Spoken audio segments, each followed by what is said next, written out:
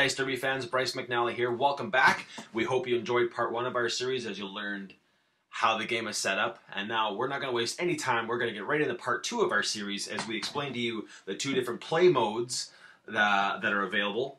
And we're also going to explain to you how this board works, because there's a lot of stuff going on here. So we're not going to waste any time. We're going to get right into it. So here we go.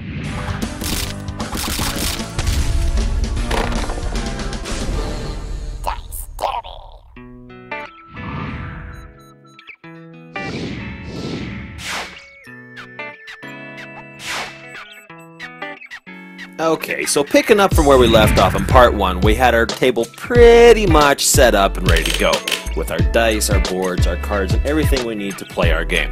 Now, we're going to step away from this for one quick second, because I need to show you the different ways that you can enjoy Dice Derby. First of all, the traditional mode, or the fast and easy mode, and then there's Derby mode. Now, there's a couple of differences between these two modes that you're going to want to know about before you start playing, so let's step back to the table.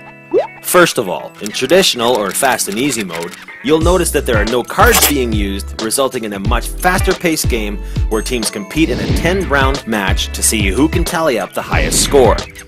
Whereas in Derby mode, teams race to 200 points. But the cards are back in, resulting in a much more quirky and adventurous game style that will keep you coming back for more.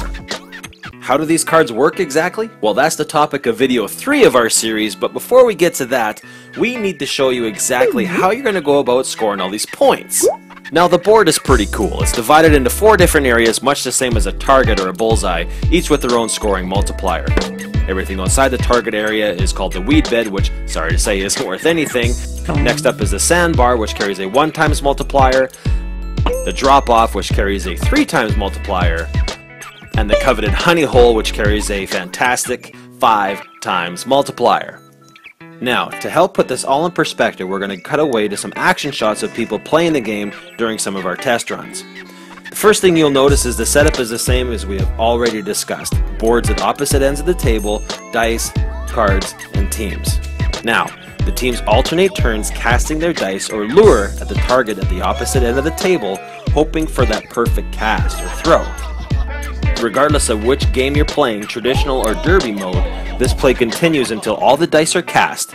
Then the teams count up the corresponding score and cast them back towards the other board. To give you a better idea of exactly how to score a board, we're going to join this game already in progress and freeze frame it right there and jump on in. Now, for Team Yellow, we've got a 6 sitting on the honey hole, which automatically counts as a 30-pound fish, or a lunker as we call it here in Dice Derby. We've got a 3 sitting on the drop-off, which counts as a 3x3 or a 9-pound fish.